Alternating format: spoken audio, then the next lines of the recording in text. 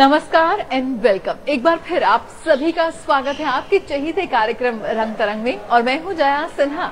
रंग तरंग में आज हमारी समृद्ध कला के रंग तो बिखरेंगे ही, साथ ही होगी सिनेमा जगत की सुर्खियां भी। सभी का दिल जीतने के बाद बर्फी जा पहुंची है ऑस्कर की दौड़ में, तो वहीं गणपति महोत्सव की धूम में झूम रहे हैं हमारे बॉलीवुड के सितारे भी। आपको कराएंगे सैर बंगाल की हैंडीक्राफ्ट प्रदर्शनी की और सदी की सबसे खूबसूरत आवाज की जादू में एक बार फिर खो जाएंगे, क्योंकि 28 सितंबर को जन्मदिन था स्वर कोकिला लता मंगेशकर का। जी हाँ, वो 83 साल की जो हो गई है। तो फिर देर कैसी, शुरू करें। कहते हैं आपका काम तभी पूरा होता है जब उसकी शुरुआत शुभ हो, यानी कि गणेश जी के आशीर्वाद के साथ हो। तो चलिए कार्यक्रम की शुरुआत ही गणपति बप्पा के साथ ही करते हैं। गणपति बप्पा मोरया, अगले बरस तो जल्दी आ। इसी जयघोष के साथ गणेश उत्सव का समापन हुआ और आंखों में आंसू लिए और दुआएं और आशीर्वाद लिए, अगले साल के इंतजार लिए लोगों ने गणपति बप्पा को विसर्जित कर दिया। लेकिन इस दौरान गणपति बप्पा के दरबार में खूब धूम रही और कई जानी मानी हस्तियां पहुंची गणपति बप्पा का आशीर्वाद लेने। गणपति बाप्पा के आशीर्वाद से भाई बर्फी तो सुपर हिट हो गई है।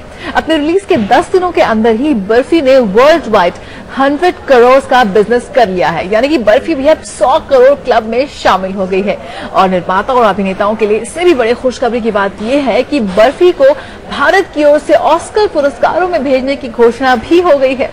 थोड़े बहुत विरोध के स्वर सुनाई दे रहे हैं, लेकिन वो तो हर साल ही होता है और इस बात में कोई विवाद नहीं है कि रणबीर, प्रियंका और इला की अदाकारी ने हम सभी का दिल जीत लिया है। अब देखना यह है कि ऑस्कर में क्या होता है, इंतजार करना होगा अगले साल फरवरी तक। इससे पहले याद करते हैं एक बेहद ही प्रतिभाशाली अभिनेता को।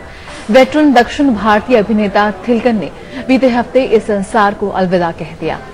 कई यादगार फिल्मों, कई पुरस्कारों के साथ थिलकन की कमी हमेशा ही उनके फैंस के दिलों में महसूस की जाती रहेगी।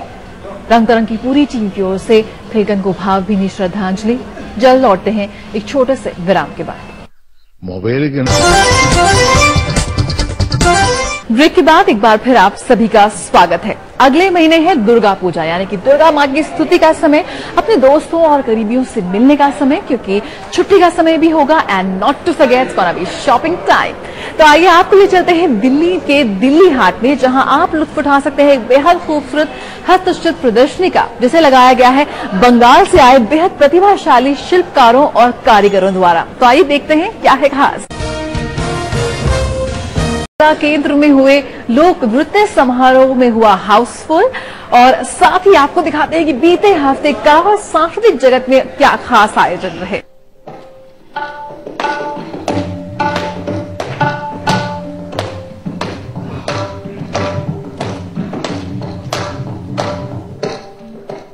समकालीन नृत्य कला पश्चिम से अपनी पहचान बना चुकी है। भारत में इस विद्या को लोकप्रिय बनाने के प्रयास में कोलकाता का sapphire creations interface dance festival का बुधवार को दिल्ली में आयोजित इस उत्सव में ऑस्ट्रेलिया और इजराइल के कलाकारों ने भारतीय तबला वादक की धुनों पर अपनी कला का प्रदर्शन किया। भारत में इस विद्या ने समय के साथ अपनी विशेष पहचान बनाई है।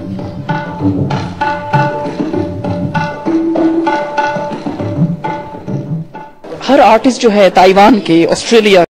जया बच्चन ने एक बार कहा था कि अगर किसी हीरोइन के लिए लता मंगेशकर ने गाना ना गाया हो तो उसका करियर कभी मुकम्मल नहीं होता, हमेशा अधूरा ही रहता है।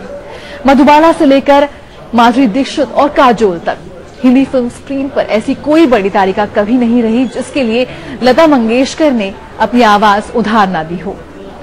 लता मंगेशकर बचपन से ही गायिका बनना चाहती थी। बचपन में एक बार कुंदन लाल सहगल की एक फिल्म चंडीदास देखकर उन्होंने कहा था कि मैं बड़े होकर कुंदन लाल सहगल से शादी करूंगी।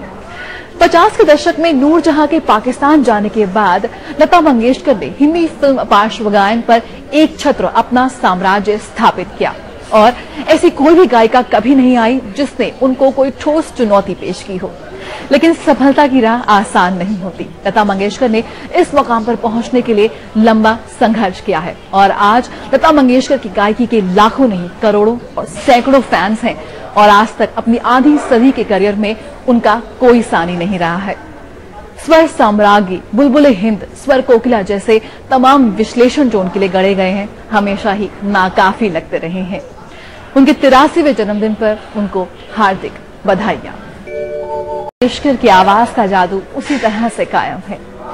इसी के साथ रंग तरंग का आज का अंक हम यहीं खत्म करते हैं, लेकिन आपसे मुलाकात होगी अगले हफ्ते इसी दिन इसी वक्त पर। लेकिन अगर आप हमसे कुछ भी कहना चाहते हैं तो आप हमें ईमेल कर सकते हैं। ईमेल आईडी तो याद हो गया होगा ना? नहीं तो फिर नोट कीजिए, हमारा ईमेल आईडी है rangtarangdd@gmail.com। यकीन मानिए आपके सुझावों का, आपकी प्रतिक्रियाओं का हमें बेसब्री से इंतजार रहता है, इसलिए प्लीज हमें जरूर लिखिएगा। फिलहाल मुझे मेरी पूरी टीम को दीजिए इजाजत। क्या बात है, क्या सोच रहे हैं? अभी भी मन नहीं भरा? जी हाँ, लता मंगेशकर की आवाज का जादू ही कुछ ऐसा है, चाहे जितना भी सुन ले कभी भी मन नहीं भरता। तो चलते चलते आपके लिए एक और ये बेहद खूबसूरत नगमा। नमस्कार।